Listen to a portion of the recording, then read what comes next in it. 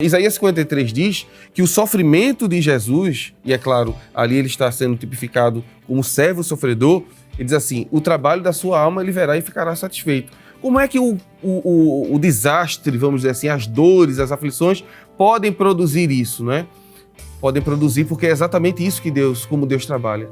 Às vezes as nossas dores serão um ponto de encontro para que alguém seja sarado. E é por isso que Isaías 53 diz, pelas feridas de Jesus, somos sarados. Às vezes, Deus vai precisar ferir alguns jovens para que lá na frente eles possam curar outros. A gente tem vários exemplos disso, né? É perfeito essa colocação, o evangelista Samek, Manzenati, a gente que está aqui, todo mundo. Porque, veja, a gente tem vivido, e eu quero destacar aqui, abrir um parênteses para destacar isso, né? Pontuar isso, né? Porque vem a calhar. A gente tem vivido um tempo onde o evangelho ele tem sido, de alguma maneira, deturpado. Deturpado em que sentido? Porque as bênçãos, as benesses que Deus nos concede, que Deus nos dá, que Deus provê para nós, a doutrina da provisão, por exemplo, sim. Elas têm sido utilizadas de maneira, eu vou dizer aqui, banal. Por quê? Concordo. Em que sentido? Quando a gente ouve, é só vitória. Não é só vitória.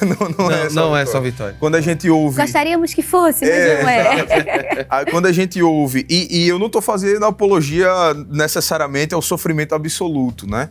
Ao sofrimento absoluto. Sim. Ainda que eu tenha que sofrer pelo evangelho, pela palavra de Deus, enfim. Mas, veja, alguém diz, eu vou colocar Deus na parede, presbítero. Veja só, que coisa... eu vou exigir de Deus a minha vitória, eu vou exigir de Deus a minha bênção. Isso é extremamente nocivo.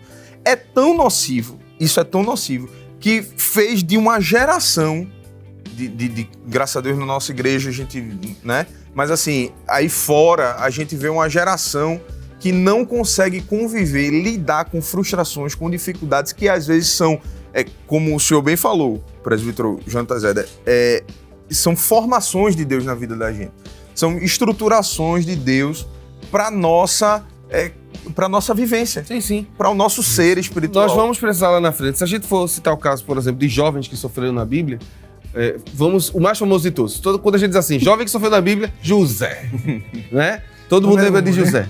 Eu acho que é o primeiro personagem que vem. Por quê? José foi traído pelos seus irmãos, vendido, revendido, dado como morto, colocado para vivenciar dentro de uma sociedade que ele não estava acostumado, que eram os egípcios. E aí é interessante, evangelista Samek, que mesmo diante de toda essa confusão na vida dele, José permanece o mesmo, né? E aí o texto bíblico é bem enfático em dizer que Deus era com José, permanecia com ele. Ele foi acusado, né, de tentar um estupro, e aí desce para a masmorra, e o texto bíblico diz, Deus era com José. Todo esse sofrimento vai produzir um caráter tão absurdo neste homem, que lá na frente, quando ele pode se vingar, ele diz, opa, aleluia, eu não posso fazer isso. Porque na realidade eu estou vendo o conjunto da obra, e é bom a gente olhar para o conjunto da obra, né? Mas infelizmente quando somos jovens não dá para olhar para o conjunto da obra. E eu sei que talvez você esteja em casa aí só olhando hoje o momento de dor, de dificuldade que você está passando, os desastres na vida, talvez você esteja emocionalmente mal, financeiramente mal, cheio de problemas, mas quando você vê, né, o conjunto da obra, você vai dizer assim, opa, Deus usou isso para preservar vocês. Amém. Foi o que José disse, não é? É uma escolinha específica para um propósito específico, né? Sim. Eu não tinha anotado esse texto, mas o senhor falando, fui lembrar. 2 Coríntios, capítulo 4, versículo número 17, é um texto maravilhoso, dentre os vários que Paulo fala. Mas porque a nossa leve e momentânea tribulação produz para nós um peso eterno de glória muito excelente. Aleluia. Né? Não atentando nós nas coisas que se veem, mas nas que se não veem.